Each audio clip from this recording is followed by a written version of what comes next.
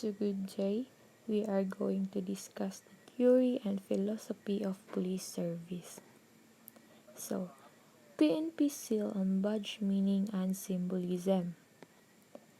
Philippines monkey-eating eagles, the national bird, symbols of sweetness and ferocity, power, courage, and immortality. PNP shield symbols of protection of all citizens.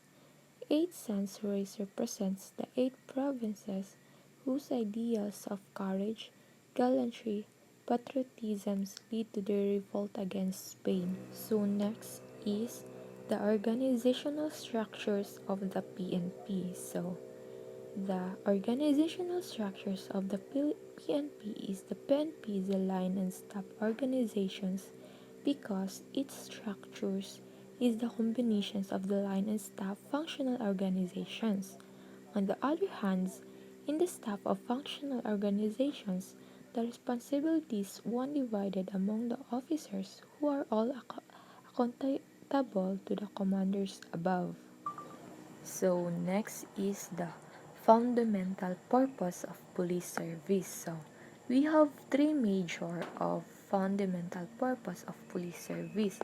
First is the major crimes. So major crimes, it is the homicide, murder, rape, robbery, arson, kidnapping, and other heinous crime. The second one is the offense against public morals. It is the vices, gambling, prohibited drugs, or etc. And the last one is those related to maintenance of peace and order. So, it is the illegal possessions of weapons, vagrancy or trespassing, and assault and etc. Next is the police service. So, police service. In response of these antisocial or criminal behaviors, police works include the following, or PPSC or PSBRC. So first is the prevention of criminality, addressing of the root causes of criminal tendencies in the community. Second is repressions of crime, include adequate patrolling plus continuous efforts toward eliminating or reducing the opportunities for criminal activities.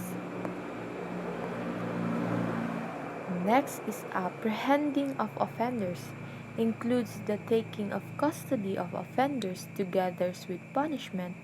This discourage would-be criminals. It also restrains the offenders from committing other offense. Fourth is recovery of property or stolen and others. This cause reductions of cause of the crime which also prevent others from the benefiting against of crimes. And next is the regulations of non-criminal conduct. Also the apprehensions and punishment of offenders to secure obedience, education of public falls under these police activities and report concerning sanitations and public safety matters should matter also be considered. And the last one will be the performance of related miscellaneous services. It is assistance to emergencies such as search and rescue operations and assistance during accident and calamities. Next is the fundamental theories of police service. So, we have two fundamental theories of police service. The first one is the home rule theory. So, in home rule theory, police are considered servant of the community. Effectiveness of the policemen in their functions depends on the express wishes of the people.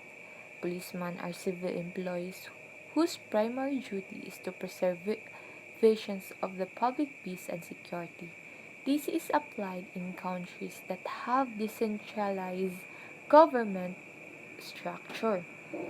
This is commonly practiced in countries having decentralized government structures such in England, United States, and other democratic countries like the Philippines.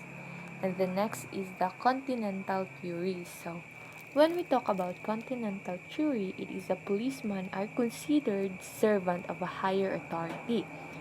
Or ordinary people have a little or no share in all the police duties, nor have any direct connection with the police faction. This theory is applied in countries that have centralized government like France, Italy, and Spain. So next is the concept of police service. We have two, the old concept or traditional and the modern concept. So when we talk about old concept, it is a police service is looked upon merely repressive machinery.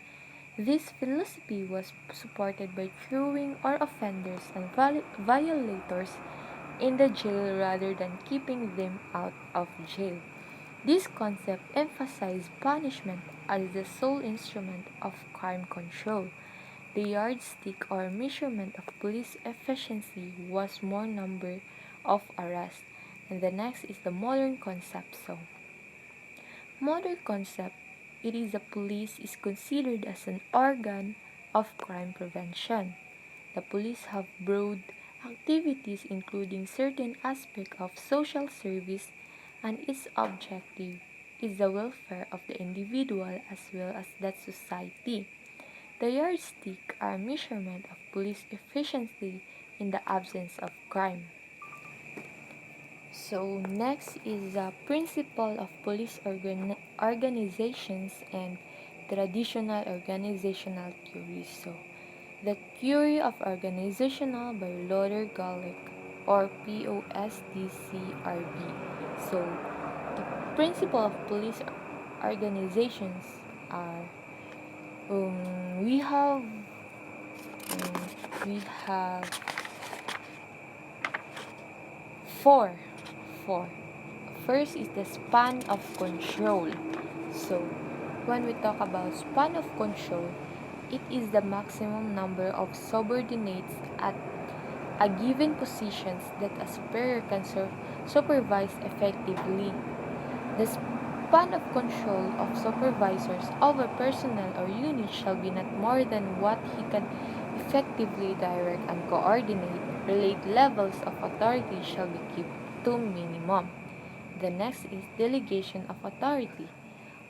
Organizations grows in complexity, it soon becomes apparent that delegation must take place. So, organization dynamics requires that authority responsibility relationship be established so that the hierarchical structures can accomplish its objectives. So, the third one is authority. Involves the right to make decisions, give orders, and expect to be obeyed in relations to work assignments.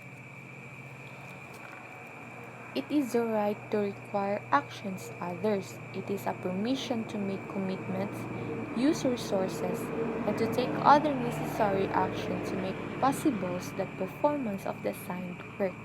And the last is the responsibility of accountability.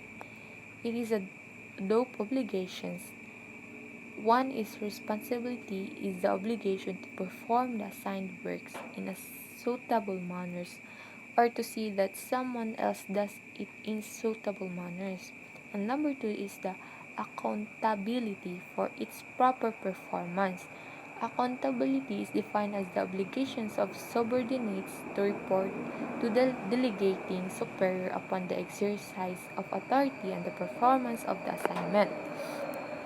So, next is the traditional organizations theories. So, when we talk about traditional organizational theories, it is we have by Lothar Gulick, we have seven concepts. So, first is the planning. So, when we talk about planning, working without in broad outlines the things that need to be done and method for doing them to accomplish the purpose set for the organization. In other words, it is the act of knowing what to do and how to do it. So next is the organizing, the establishment of the formal structure of authority through which subdivisions are arranged, defined, and coordinate for the defined object. It is the process of making the organization fit with its objectives, its resource, and its environment. It is the identification and classification of required activities, the grouping of activities necessary to obtain objectives, and assignment of each grouping to a manager, which the authority necessary to supervise it. Third is the staffing. So, the whole personnel functions of bringing in and training the staff and maintain favorable conditions of work. It is a filing and keeping file position in the organizational structure. Fourth is the directing. The continuous task of making decisions and embodying them specific and general orders and structures and serving as the leader of the organization. It is the process of giving orders, commands, directives, or instructions to personnel in order to rule or guide them in knowing or telling what to do, where to go, or etc. Number 5 is the coordinating, all importance duty of interrelating the various parts of the work. It is the manner of integrating the different elements within or outside the organizations into an efficient and harmonious relationship, thus making them work together or fit with each other. 6 is reporting, keeping those to whom the executive is responsible informed as to what is going on, which thus includes keeping himself and his subordinates informed through records, research, and inspections. And the last one is budgeting. All that goes with budgeting in the form of fiscal planning, accounting, and control. It is the management of income expenditures within the organization. It includes the appropriations of funds to be distributed to functional units and the system of their determining expenses. So next is section 14, the general qualification for appointment. No person shall be appointed as officer or member of the PNP unless he or she possesses the following minimum qualifications. So in the section 14, it's all about the general qualification for appointment of PNP. Next is the in section 15, waiver for initial appointment to the PNP. Waiver for initial appointment for PNP, the AHWE is the age, height, weight, and educational requirements for initial appointment to the PNP may be waived only when the number of qualified applicants fall below the minimum annual quota. So, and in provided that an applicant shall not be below 20 nor over 35 years of age, provided further that any applicant not meeting the weight requirement shall be given in reasonable time but not exceeding 6 months within which they comply with the said requirements. So, provided furthermore that only applicants who have finished second year college or have earned at least 72 collegiate units leading to a bachelor degree shall be eligible for appointment. Provided furthermore that anybody who will enter the service without a baccalaureate degree shall be given a maximum of 4 years to obtain the required education qualification. Provided finally that a waiver for height requirements shall be automatically granted to applicants belonging to cultural commitment. So that's all.